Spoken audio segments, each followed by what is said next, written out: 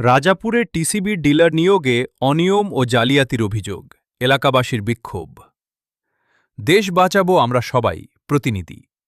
ঝালকাঠির রাজাপুর উপজেলার গালুয়া ইউনিয়নের ২০২৫ থেকে ২০২৬ অর্থবছরের ট্রেডিং কর্পোরেশন অব বাংলাদেশ টিসিবিএ ডিলার নিয়োগে ব্যাপক অনিয়ম, তথ্য গোপন ও জালিয়াতির অভিযোগ উঠেছে।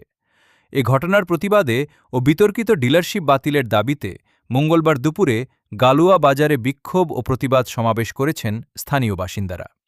স্থানীয় বাসিন্দা মোহাম্মদ মোস্তাফা সিকদার, মোহাম্মদ মারুফ হোসেন, মোহাম্মদ হারিচ মিয়া ও মোহাম্মদ মনিরুজ্জামান লাভলুল অভিযোগ করে বলেন, গালুয়া ইউনিয়নের জন্য নির্বাচিত টিসিবি ডিলার প্রতিষ্ঠান মেসার্স নামিরা এক্সপ্রেসের স্বত্বাধিকারী মোহাম্মদ মোস্তাফিজুর রহমান এবং সীমা এন্টারপ্রাইজের স্বত্বাধিকারী মোহাম্মদ রবিউল আউয়াল ডিলারশিপ পাওয়ার ক্ষেত্রে ভুয়া ও বিভ্রান্তিকর তথ্য ব্যবহার করেছেন।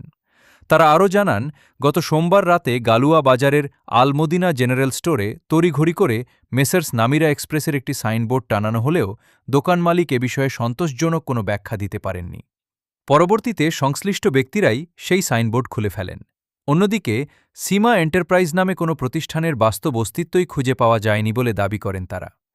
প্রতিবাদকারীদের অভিযোগ, সরকারি নথি ও লাইসেন্সের সবেদনে সংশ্লিষ্ট ব্যক্তিরা রাজাপুর উপজেলার পুটিয়াখালী ইউনিয়নের ঠিকানা ব্যবহার করলেও তাদের প্রকৃত স্থায়ী বাসস্থান ও ব্যবসা প্রতিষ্ঠান অন্যত্র অবস্থিত।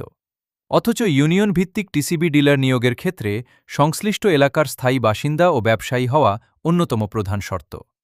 নিয়োগের নির্ধারিত শর্ত পূরণ না করেই বিভ্রান্তিকর তথ্য উপস্থাপন করে এই ডিলারশিপ নেওয়া হয়েছে। সমাবেশে বক্তারা বিষয়টির নিরপেক্ষ তদন্ত, জালিয়াতির সাথে জড়িতদের বিরুদ্ধে আইনগত ব্যবস্থা গ্রহণ এবং দ্রুত এই বিতর্কিত ডিলারশিপ বাতিলের দাবি